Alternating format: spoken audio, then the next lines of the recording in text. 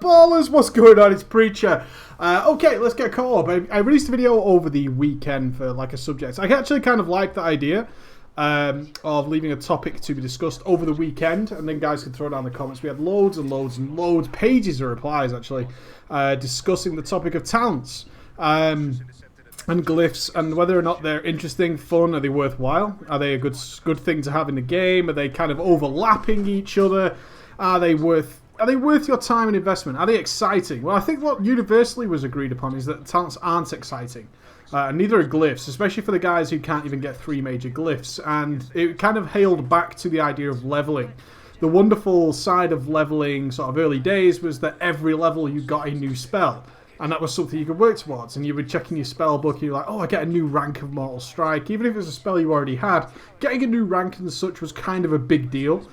Significant damage increase is just a little bit more fun. And then it was something to work towards to inspire leveling. Now, obviously, that system has gone. And we generally get them every banded 15 levels or so. We get a new talent, and then we get a new glyph. And again, there's classes that don't even get 3 major glyphs. So you can imagine the sort of boredom or lack of interest in getting your 3rd glyph slot if you don't actually have a 3rd glyph that's worthwhile.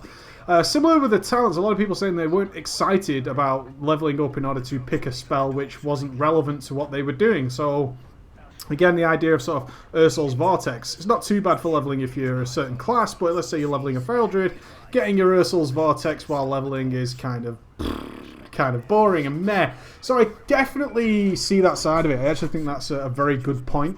Is that they're both overlapped. They're both so bloated with things that aren't trying. What Blizzard's desperately trying to do is not make things that are overpowered and balance easily for them. They want it to balance easily for them, and as such they're kind of boring and they overlap a little bit. Some classes don't get that, and there was a definite difference of opinion for classes that had good talents, and therefore they were like, oh, my talents are great, so the system works for me. And those who had kind of boring, middle-of-the-road type talents were like, well, I'm not excited at all because my talents are, in fact, just boring. So I think a condensing of that system is definitely in order. The glyphs and the talent system just seem to override each other, and ultimately it comes down to what the next big topic was, is I pick what's best for me, not what the game says is best. Always been a channel, and always been my opinion, especially as a long time hardcore raider, raiding to the very pinnacle that the game allows, is that I don't have that choice. I think as more people get better at the game, they realise that you don't have that choice either. The illusion of choice is something we spoke about in the past. This idea that, oh, well, I have 3 talents and Blizzard tells me they're kind of balanced. It kind of falls into the same category as, well, Blizzard's telling us 10 and 25 is the same, so it is. Well, it's obviously not, is it? It's not. And as you get further into the game and you realise that, hell, this talent is actually just flat out better, you run into this weird scenario where your choice is taken away. And the maths and whatever is best comes into play very, very fully. And it is whatever is best is what you're going to take, and therefore your talent choice is removed to 0. It's always nice to be sort of idealistic and plan out that, hey, I will take what's best for me. I enjoy this spell personally. I love Rune of Power. I don't like Invocation. I like Temporal Shield, whatever it might be. And then suddenly it's like, it's just not as good as what I have to take for this spec. And yeah, I have a choice of 3, but I don't. In actuality, I have a choice of 1. And the same with glyphs. If we look at the Resto Druid, why would you not take the Efflorescence glyph?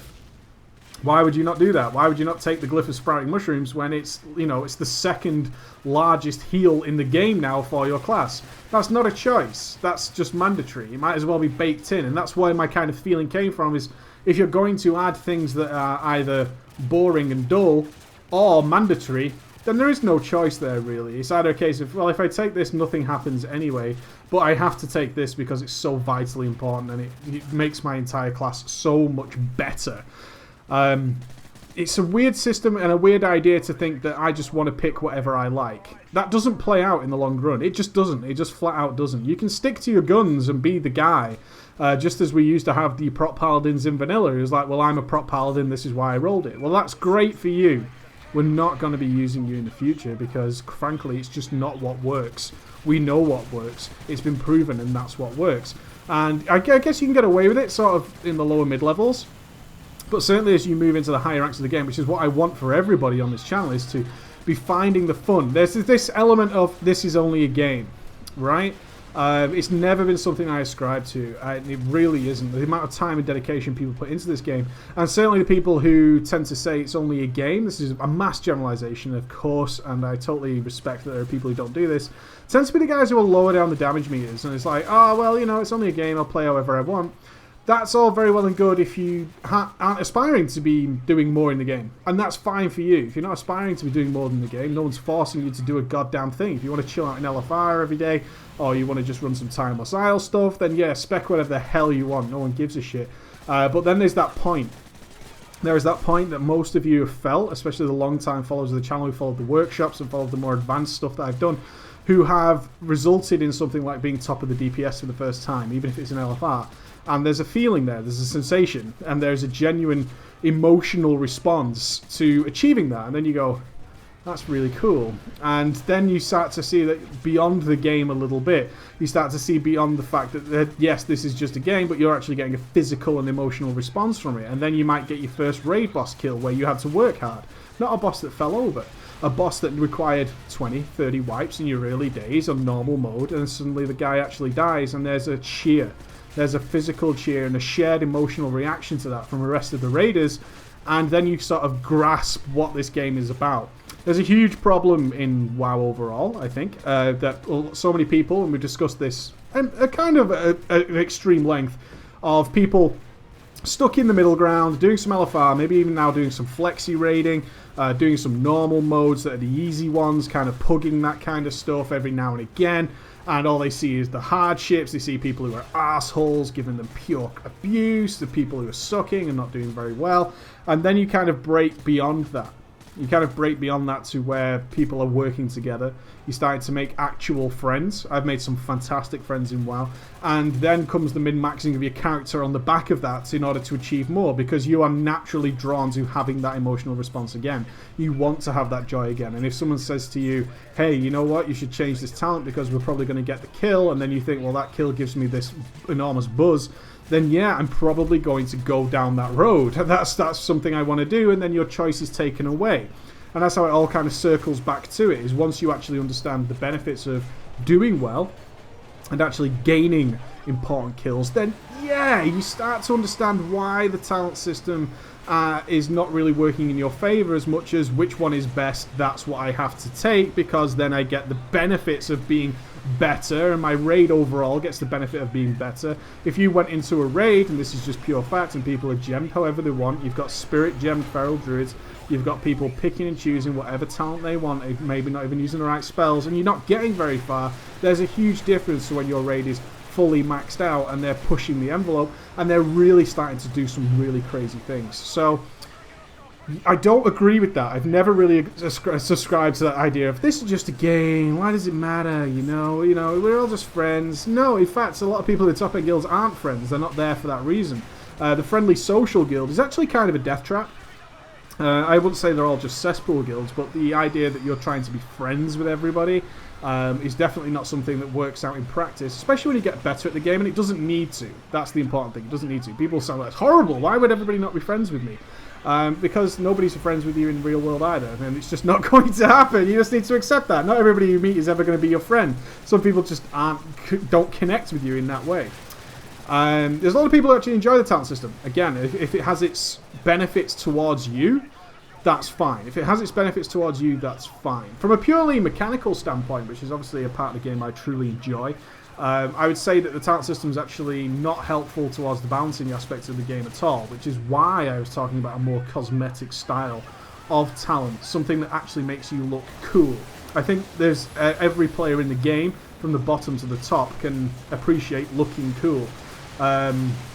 And therefore, it's much easier to balance. If we can assume, or if Blizzard can assume that every Guardian Druid has renewal, then that can be easily balanced around. But then they have to say, well, what if people take Cenarian Ward because of this? And what if people take this and that?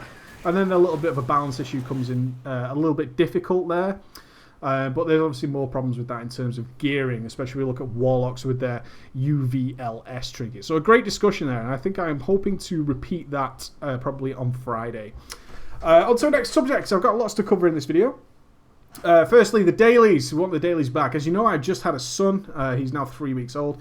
The dailies are just a giant pain in the ass for me, nothing more, other than the fact that I really enjoy them and I miss them more than anything. I'm not even joking. I spent all day in LFR today. Emma's been a complete sport. She didn't sleep last night, but she's taken care of him all day today.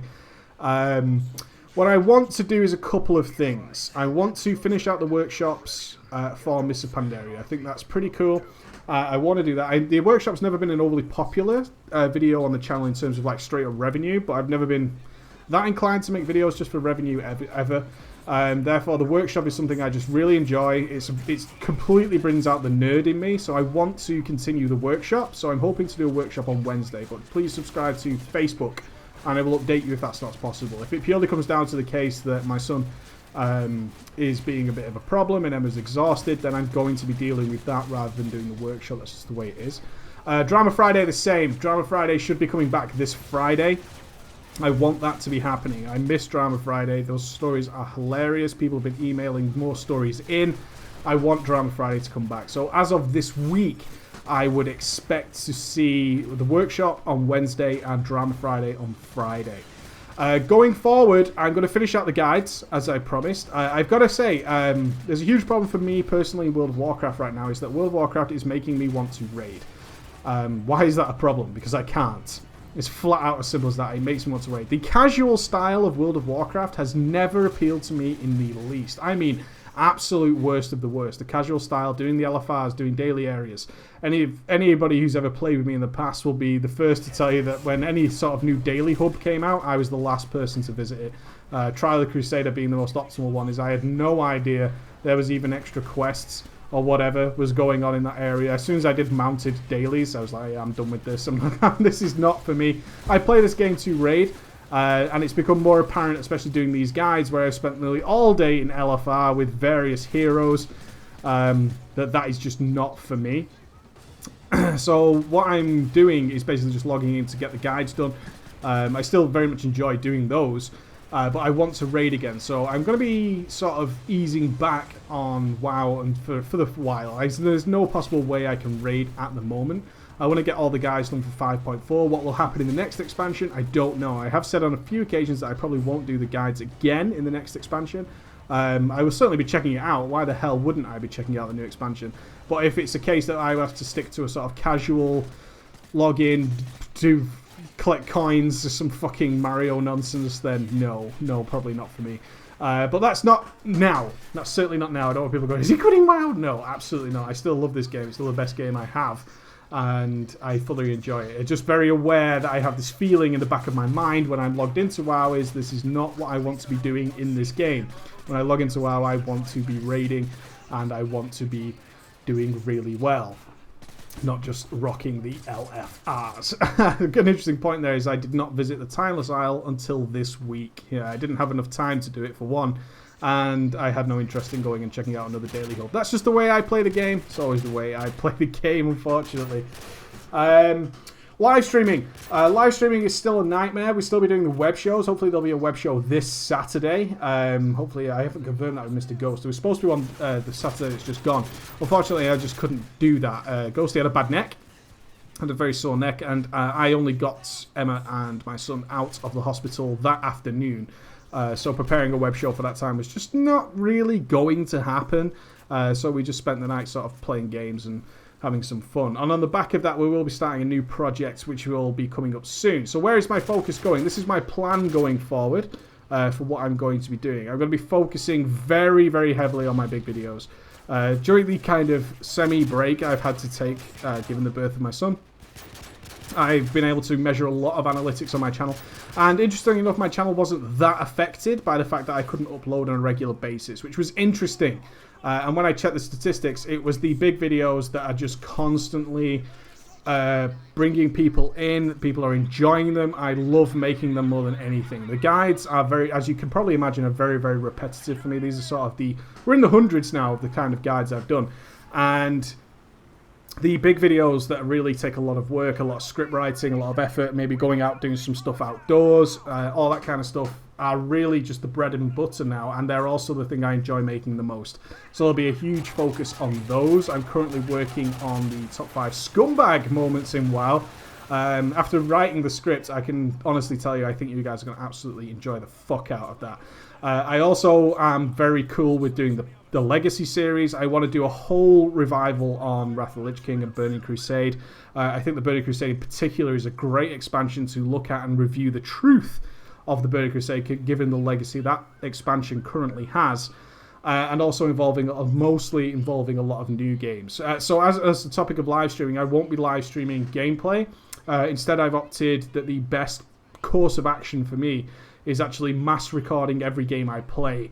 Now, the advantage actually of looking after my son while he's asleep is that I've managed to set up a console literally in every room in the house.